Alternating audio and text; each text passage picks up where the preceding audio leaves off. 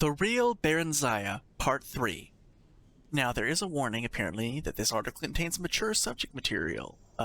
Reader discretion is advised. I've never seen that before, so just be forewarned. I don't know I hope it's not too bad. Okay. They settled into Riften for the winter, taking a cheap room in the slums. Barenziah joined the Thieves Guild, knowing that there would be trouble if she were caught freelancing. One day in the bar room, she caught the eye of a known member of the guild, a bold young Khajiit named Theris. She offered to bed with him if he would sponsor her for membership. He looked her over, grinning, and agreed, but said she'd still have to pass a test. What sort of test? Ah, Theris said. Payment first, sweet thing. He put an arm around her, leaned over, and kissed her, thrusting his tongue deep into her mouth and his free hand into her shirt. I can kind of see where the mature subject's going. I can now see why there is that warning. Nice, he said presently, withdrawing his tongue, but not his hand. His other hand slid down inside her waistband and fondled her buttocks. Okay, yeah, we're definitely going there. Okay, let's go upstairs. We can use my room. Barenziah felt both embarrassed and excited by his boldness. Theris grinned insolently. Why bother? You want me, don't you? I'll bet you would pay me, wouldn't you? No, Barenziah said. She did want him, but not that badly. No? Well, a bargain's a bargain, and Theris kept his word. But here, now, he hiked her skirt up and pulled her onto his lap. So she sat astride, facing him. He opened her shirt and pulled it down over her shoulders, that her breasts were exposed. Oh my gosh, Okay. Nice pair, kid. She was facing the wall, but she could feel the stares of other patrons. A hush had fallen over this place. Even the bard had stilled. She felt both nausea and a hot burning desire. Her hands released his... Okay. Her hands released his turgid penis, and then it was inside her, and she was screaming in both pain and ecstasy. Then everything went black. She came to herself again when she was sitting beside Theris, who was buttoning her shirt. That hurt, she said indignantly. Always does, kid. Did anyone ever tell you about Khajiit men? It hurts good. It hurts good, though, now, doesn't it? Barenziah scowled at him. She was still smarting. His penis had a tiny little barbs on it. Well, the deal's off, if you like, he shrugged. No, I didn't say that, only I prefer privacy, and I wanted to wait a while, like a day or so, before the next time. Theris laughed. You're okay, kid. Straw was going to kill her, and maybe Theris too. What in Tamriel had possessed her to do such a thing? She cast an anxious look around the room, but the other patrons had lost interest and gone back to their own business. She did not recognize any of them. This wasn't the inn where she lived. With luck, it would be a while or never before Straw found out, but Theris was by far the most exciting and attractive man she'd yet met. He not only told her about the skills needed to be a member of the Thieves Guild, but trained her in them himself, or introduced her to people who could teach her. Among these was a Nord woman who knew something about magic. Katisha was plump and matronly. She was married to a smith, had 2 teen-age children, and was a perfectly ordinary and respectable, except that she was very fond of cats, had a gift for certain kinds of magic, and cultivated rather odd friends. She taught Barenziah an invisibility spell and trained her in other forms of stealth and disguise. Katisha mingled magical and non-magical talents freely, using one to enhance the other.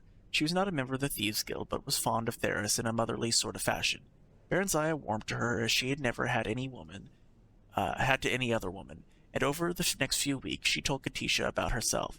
She brought Straw there too. Straw approved of Katisha, but not of Theris. Theris found Straw amusing and suggested to Barenziah that they arrange what he called a threesome. Indeed not, Barenziah said, grateful that Theris had broached the subject in private. He wouldn't like it. I wouldn't like it. Theris smiled, his charming triangular cat smile, and sprawled lazily back in his chair, curling his tail. You might both be surprised. Pairing is so boring. Well, would you mind if I brought a friend? Yes, if you're bored with me, you and your friend can find someone else. She was a member of the Thieves Guild now. She found Theris useful, but not essential. Maybe she was a bit bored with him, too. She talked to Katisha about her men problems. Katisha shook her head and told her she was looking for love, not sex, that she'd know the right man when she found him, and that neither Straw nor Theris was the right one for her. Barenziah cocked her head to one side quizzically. They say dark elf women are prostitutes? You mean promiscuous. Although some do become prostitutes, I suppose. Elf women are promiscuous when they're young. You'll outgrow it. Perhaps you're beginning to already. Katisha said hopeful. You ought to meet some nice elven boys, though. If you keep on keeping company with Khajiits and humans, you'll find yourself pregnant soon. Barenziah smiled involuntarily at the thought.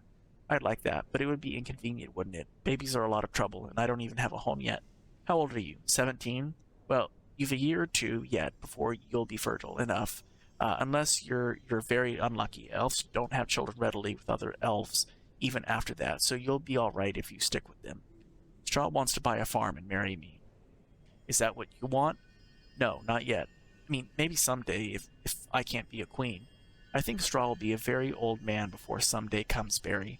Elves live a very long time. Katisha's face briefly wore the wistful look humans got when contemplating the 1,000-year lifespan that elves were entitled to by nature. True, few ever actually lived that long, as disease and violence took a toll, but they could. I like old men too, Barry said. And that, ladies and gentlemen, was a very, very spicy The Real Barenziah Part 3. The Real Barenziah Part 4. Barenziah fidgeted impatiently while Theris sorted through the papers in his desk. He was being meticulous and methodical, careful to replace everything just as he had found it. They'd entered a nobleman's home, leaving Straw outside as a lookout. Theris had said it was a simple job, but very secret. He hadn't even wanted to bring any other guild members along. He said he knew he could trust Barry and Straw. Tell me what you're looking for, and I'll find it, Barry whispered. Theris' night sight wasn't as good as hers, and he didn't want to make light. Barry had never been in such a luxurious place. She gazed around with wonder as they'd made their way through the huge, echoing downstairs rooms, but Theris didn't seem interested in anything but the desk and the small book-lined study on the upper floor. Sst, he hissed angrily. Someone's coming, Barry said, a moment before the door opened, and 2 dark figures appeared. Theris gave her a violent shove toward them and sprang away toward the window. Barenziah's muscles went rigid, but she couldn't move or even speak. She watched helplessly as a dark figure leaped after Theris. There were 2 quick, silent blue flares of light. Then Theris folded into a still heap. Outside the study, the house had come alive with footsteps and voices calling and clank of armor. The big man, a dark elf, half lifted, half dragged Theris to the door and thrust him into waiting arms. A jerk of the elf's head sent his robed companion after him. The elf came over to inspect Barenziah, who was once again able to move, although her head throbbed maddeningly when she did so. Open your shirt, Barenziah, the elf said. Barenziah gaped at him and clutched it close. You are a girl, aren't you, Barry? He said softly. You should have stopped dressing as a boy a few months ago, you know. You're only drawing attention to yourself, and calling yourself Barry. Is your friend Straw too stupid to remember anything else? It's a common elf name, Barenziah defended herself. The man shook his head sadly. Not among dark elves it isn't, my dear, but you really don't know much about dark elves, do you? I regret that, but it couldn't be helped. No matter, I'll remedy it. Who are you, Barenziah demanded. So much for fame, the man shrugged, smiling wryly. I'm Smekis, my lady, and it is a merry chase you've led me through. Although I guessed you'd head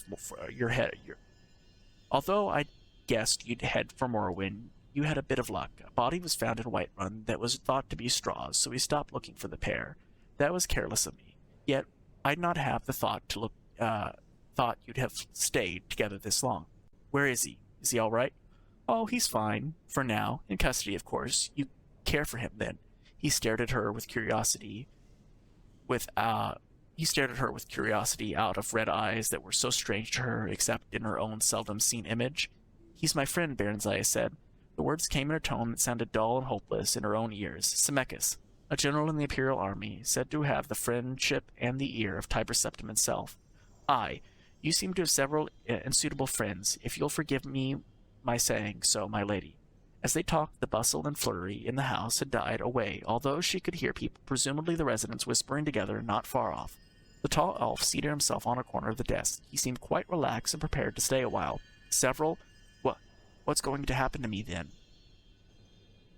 Ah, as you know, this house belongs to the commander of the Imperial troops in this area. Barenziah gasped and Smekis looked up sharply. You did know? You are rash, even for 17. You must always know what it is you do. But the guild would... Barenziah was trembling. The Thieves' Guild would never have attempted a mission that involved Imperial policies. No one dared oppose Tiber Septim, at least no one she knew of.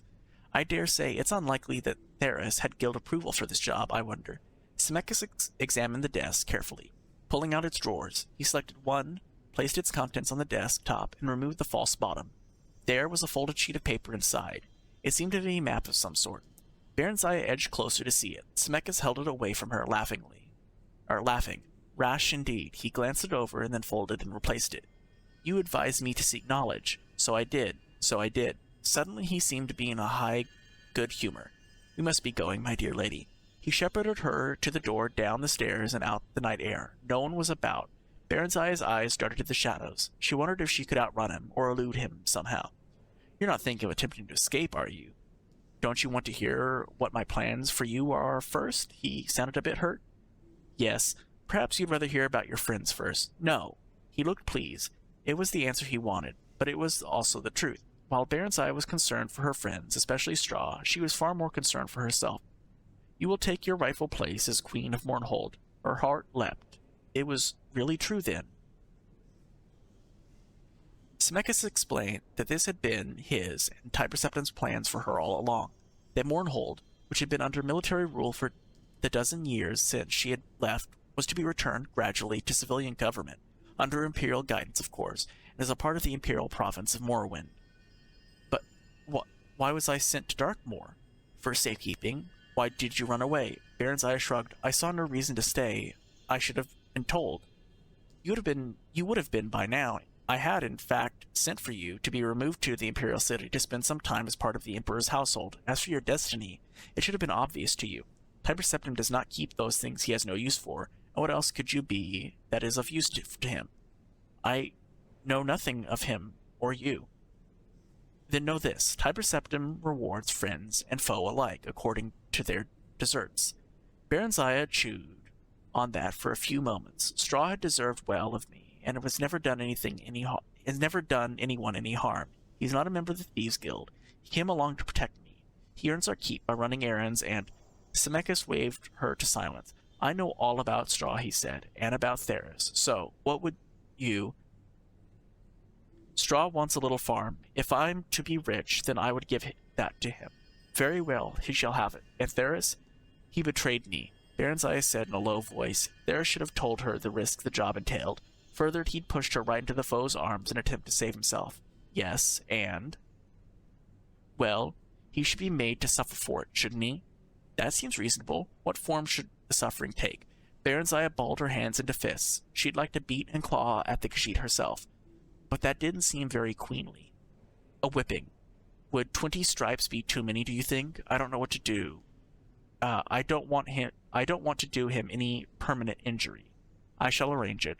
Barenziah spent 2 days in Zemeckis' apartment, during which she was kept very busy. There was a dark elf woman named Drelaine, who saw to their needs, although she did not seem to be exactly a servant, as she took her meals with them. Nor was she his wife.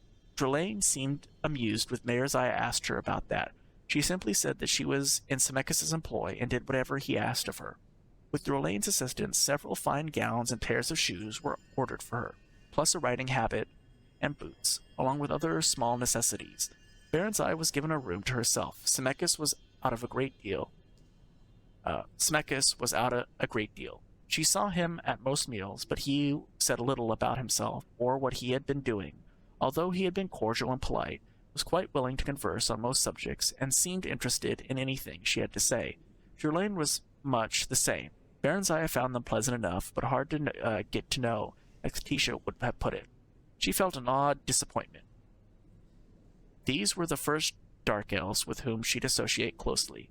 She had expected to feel comfortable with them, to feel, at last, that this was where she belonged. Instead, she found herself yearning for her Nord friends, Katisha and Straw. When Zemeckis told her they were to set out for Imperial City on the morrow, she asked if she could say goodbye to her friends. Katisha, he asked. Well enough, I suppose. I owe her something. She it was who led me to you by telling me of a lonely dark elf girl named Barry who needed elfin friends, and sometimes dressed as a boy. She had no association with the Thieves Guild, and no one associated with the Thieves Guild seems to know your true identity, save Theris. That is well. I prefer that your former guild membership not be made public knowledge. You will speak of it to no one. It does not become an imperial queen. No one knows but Straw and Theris. They won't tell anyone. No, they won't. He didn't know that Katisha knew then. Straw came to the apartment. Straw came to their apartment the morning of the departure, and they were left alone in the parlor. Although Barenziah knew that the other elves were well within hearing, Straw looked drawn and pale. They hugged one another silently for a few minutes. Straw's shoulders were shaking and tears were rolling down his cheeks, but he said nothing. Barenziah tried to smile. So we both get what we want. I'm to be Queen of Mournhold, and you'll be king of your own farm. I'll write you. You must find a scribe so you can write me too. Straw shook his head sadly, and when Barenziah persisted, he opened his mouth and pointed inside. Making an inarticulate noise, his tongue was gone. Barenziah collapsed onto a chair and wept noisily. Why? She demanded of Semekis when Straw had been ushered away. Why? Semekis shrugs. He knows too much of you. He could be dangerous. At least he's alive, and he won't need his tongue to farm. I hate you, Barenziah screamed at him, then leaned over and vomited on the floor. She continued to revile him between intermittent bouts of nausea. He listens stolidly for some time, while Drellane cleaned up after her. Finally, he told her to cease, or he would gag her for the journey. They stopped at Katisha's house. Semekis and Drellane didn't dismount. All seemed normal, but Barenziah was frightened as she knocked on the door. Katisha answered her knock. She'd obviously been weeping, but she embraced Barenziah. Why are you crying? Barenziah asked. For Theris, of course. You haven't heard? He's dead. He was caught stealing from the commandant's house. Poor fellow. But it was so foolish of him. Oh, Barenziah, he was drawn and quartered this very dawn by the commandant's order. I went. He asked for me. It was terrible. He suffered so before he died. I'll never forget it.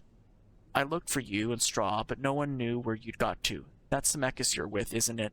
You know, the moment I saw him, I thought this is the one for Barenziah. I told him about you, you know. Yes, Barenziah said. Katisha, I love you, but please don't ever tell anyone else anything about me.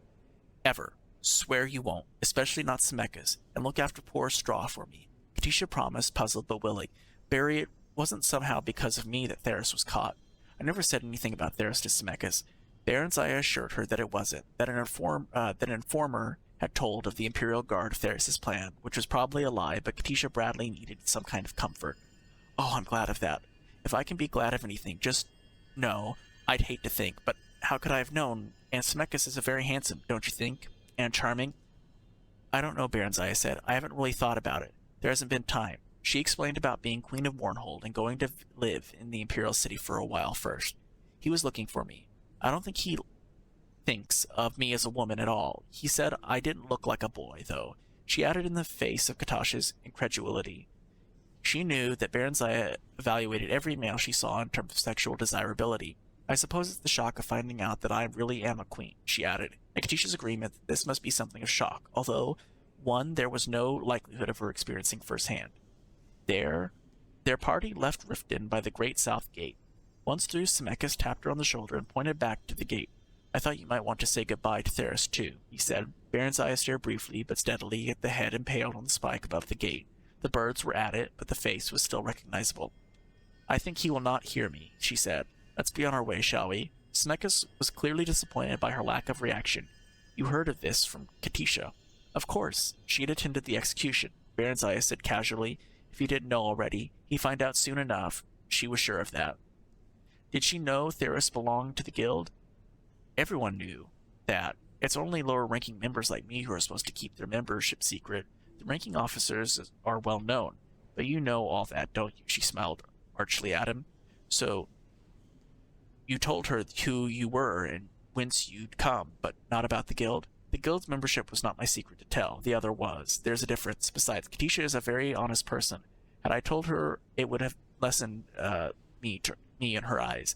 She was always after Theris to take up a more honest line of work. I value her good opinion. She's also thought I'd be happier if I'd settled down with just one man friend, one of my own race. You, in fact. Isn't it odd how wishes come true sometimes, but not the way you want them to? Yes, very odd. Something about the way he said it made her think that she herself was one of his wishes, and that had come true in a way that he wasn't altogether to his liking. And that, ladies and gentlemen, was the Real Barenziah Part 4. The Real Barenziah Part 5. Barenziah felt the weight of sorrow for several days, but by the third day out, her spirits had begun to rise a bit. She'd found that she enjoyed being on the road again, although She missed Straw's companionship more than she would have thought. They were escorted by a troop of Red Guard knights with whom she felt comfortable.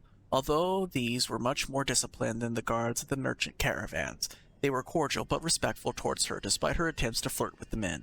Semekis scolded her privately, saying the queen must maintain a royal dignity at all times. You mean I'm never to have any fun? Not with such as these. They are beneath you. Graciousness is to be desired in those in authority. Familiarity is not. You will remain chaste and modest while you are in the imperial city. Barenziah screwed up her face. I might as well be back in Blackmoor. Elves are promiscuous by nature. Everyone says so. Everyone is wrong, then. Some are, some aren't. The Emperor and I expect you to show both discrimination and discretion. Let me remind you that you will hold the throne of Mournhold, not by right of blood, but solely at the pleasure of Tiber Septim. If he judges you unsuitable, your reign will end ere it begins. He requires intelligence, obedience, discretion, and total loyalty in all his appointees, and he favors chastity and modesty in women. I suggest you model your deportment after Drelane. I'd liefer be back in Blackmoor, Barenziah said indignantly. That is not an option. If you are of no use to Tiber Septim, he will see to it that you are of no use to his enemies either, Semekis said coldly. If you would like to keep your head upon your shoulders, take warning.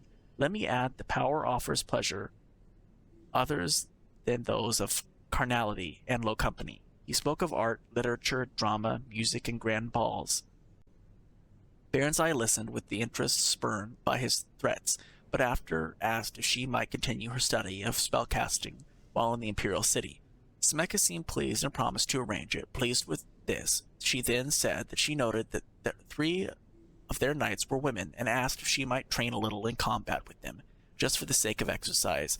Semekis looked less than pleased, but agreed she might, although only with the women. The late winter weather held fair but cold for their journeys, so they traveled quickly over firm roads. On the last day, spring seemed to come at last, for there was a thaw, and the roads grew sloppy underfoot, and everywhere one could faintly hear the sound of water trickling and dripping. They came to the great bridge that crossed into the imperial city at sunset. The rosy glow turned all the stark white marble buildings a delicate pink. It all looked very new and grand and immaculate. A broad avenue led straight north to the palace. There was a crowd of people of all sorts in the streets. Lights winked out in the shops and on in the inns as dusk fell, and the stars came out one by one.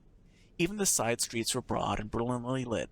Near the palace, the towers of the Grand Mage Guild reared to the east, while westward the stained glass windows of a great temple glittered.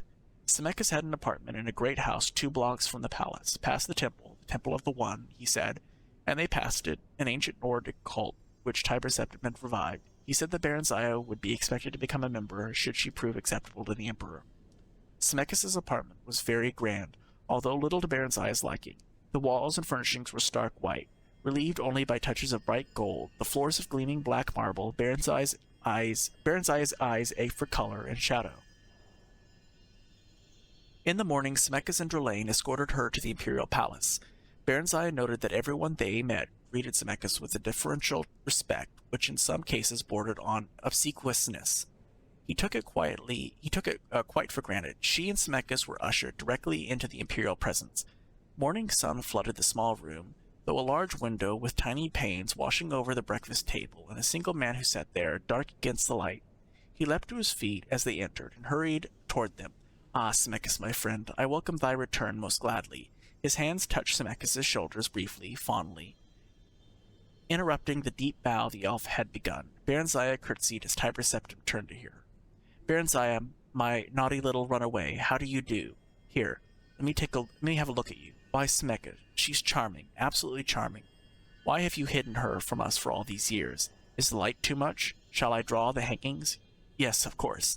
He waved aside Semekis' protest and drew the curtains himself, not troubling to summon a servant. You will pardon me for the discourtesy to my guests. I've much to think of, but that's scant excuse for inhospitality. Ah, pray, join me. There's some excellent fruit from the Black Marsh. They settled themselves at the table. Barenziah was astonished. Tiber Septim was nothing like the grim grey giant warrior she'd pictured. He was only of middle height, half a head shorter than tall Semekis, although he was well knit of figure and lithe in movement. He had a winning smile, bright, indeed piercing, blue eyes, and a full head of stark white hair above a lined and weathered face. He might have been of any age, from 40 to 60. He pressed food and drink upon them, then repeated his question, why had she left her home? Had her guardians been unkind to her? No, Excellency, Barenziah replied. In truth, no. Although I fancied so at times, Semekis had made up a lie for her, and Barenziah told it. Although with misgivings, the stable boy Straw had convinced her that her guardians, unable to find a suitable husband for her, meant to sell her as a concubine in Rehod, and when a red guard had indeed come, she had panicked and fled with them. Tiber Septim seemed fascinated and listened raptly as she provided detail of her life as a merchant caravan guard. Why, 'tis like a ballad, he said. By the one, I'll have the court bard set it to music. What a charming boy you must have made, Semekis said. Barenziah stopped in some confusion. He said, well, I no longer look much like a boy. I have grown in the past few months. She lowered her gaze in what she hoped looked like maiden modesty. He's a very discerning fellow, is my friend Semekis. I know I've been a very foolish girl. I must crave thy pardon and that of my kind guardians. I realized it some time ago, but I was too ashamed to go home, and I do long for Morrowind. My soul pines for my own country. My dear, you shall go home, I promise, but I pray you remain with us a little longer, that you may prepare yourself for the stern task for which I shall charge you. Barenziah gazed at him earnestly, heart beating hard. It was all her working, just as Semekis had said it would. She felt a warm flush of gratitude towards him, but was careful to keep her attention focused on the Emperor. I am honored, Excellency, and wish most earnestly to serve you, and this great empire you have forged in any way I can. It is the polite thing to say, but Barenziah really meant it. She was awed by the magnificence of the city, and the discipline and order everything evident, and was excited at the prospect of being a part of it all. Plus, she felt quite drawn to Tiber Septim. After a few days, Semekis left for Mournhold to take up his duties as governor until Barenziah was ready to assume the throne, after which he would become her prime minister. Barenziah, with Drelaine as chaperone, took up residence in a suite at the palace. Several tutors were provided for her. During this time she became deeply interested in the magical arts, but she found the study of history and politics not at all to her taste. On occasion she met Tiber Septim in the palace gardens, and he would unfailingly inquire politely as to her progress and chide her, although with a smile, over her disinterest in matters of state. However, he was always happy to instruct her on fine points of magic, and he could make even history and politics seem interesting after all. They're people, child, not dry facts in a dusty book, he said. As her understanding broadened and the discussions became longer, deeper, and more frequent, he spoke to her of his vision of a united Tamriel, each race separate and distinct, but with shared ideals and goals, all contributing to the common weal. Some things are universal, shared by all sentient folk of good will, he said. So the one teaches us. We must unite against the malicious and the brutish, the miscreated, the orcs, trolls, goblins, and other worse creatures, not strive against one another. His blue eyes would light as he stared into his dream, and Barenziah was delighted just to sit and listen to him. If he drew close to her, the side of her body next to him would glow as if it were a fire. If their hands met, she would tingle all over as if his body was charged with a small shock spell. One day, quite unexpectedly, he took her face in his hands and kissed her gently on the mouth. She drew back after a few moments, astonished by the violence of her feelings, and he apologized instantly. I didn't mean to do that. It's just, you are so beautiful, my dear, so very beautiful. He was looking at her with a hopeless yearning in his face. She turned away, tears streaming down her face. Are you angry with me? Talk to me. Barenziah shook her head. I could never be angry with you. I love you. I know it's wrong, but I can't help it. I have a wife, he said. She is a good and virtuous woman, and the mother of my children. I could never put her aside, yet there's nothing between us, no sharing of the spirit. She would have had me be other than what I am. I am the most powerful man in all of Tamriel, and Barenziah, I think I am the most lonely as well. Power, he said with the contempt. I'd trade a godly share of it for youth and love if the gods allowed it.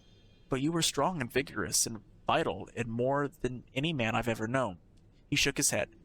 Today, perhaps, yet I am less than I was yesterday, last year, 10 years ago. I feel the sting of my mortality, and it's painful. If I can ease the pain, let me do so. Barenziah moved towards him, hands outstretched. I would not take thy innocence from thee. I'm not that innocent. How so? Tiber Septim's voice grated harshly, his brow knitted. Barenziah's mouth went dry. What had she done? There was straw, she faltered. I was lonely, too.